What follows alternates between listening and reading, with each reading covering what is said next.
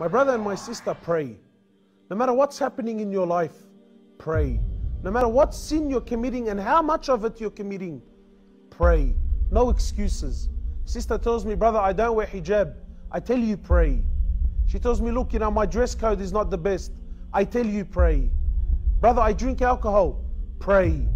Brother tells me I sell drugs. Pray. I take drugs. Pray. I have a girlfriend and I'm sleeping with her. I tell you, pray. No matter what's happening in your life, pray. But brother, how can I be committing all of these sins and pray? That's disrespectful, or that makes me a hypocrite. I tell you, no. That's why we pray. Because we're not perfect.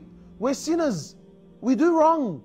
Pray. Allah says the prayer will take you away from sin. Pray. Sometimes people say, look, let me straighten my life out and inshallah I'm going to start praying. Habibi, you will never straighten anything out if you don't pray. That's why you pray, to straighten your life out. Nothing, my brothers and sisters, let no man get between you and Allah. Pray. No matter what's happening in your life, pray. No matter where you are, pray. Sometimes people come to you and tell you, brother or sister, you're a hypocrite. Sister, you don't wear the hijab and you pray. Tell a sister, thank you very much. I'm a hypocrite. May Allah subhanahu wa ta'ala reward you. But my prayer is between me and Allah. No one else's business. The Prophet of Allah, he says the difference between us and them is the prayer. The very first question on the day of resurrection that you're going to be asked is about the prayer. If you pass, then everything after that's going to be easy. But if you fail that, then everything after that is just going to get worse.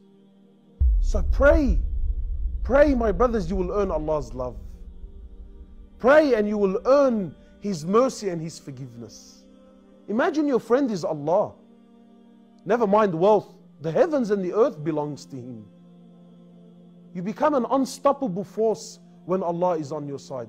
So please, my brothers and sisters, no matter what's happening in your life, pray. Don't let anyone turn you away from Allah. When your forehead is on the floor, that's the closest you will ever be to Allah. Cry to Him, beg to Him, ask Allah for direction, and you will see happiness through prayer. We ask Allah subhanahu wa ta'ala to make us of those who establish their prayer and never leave it, no matter what. Assalamu alaikum.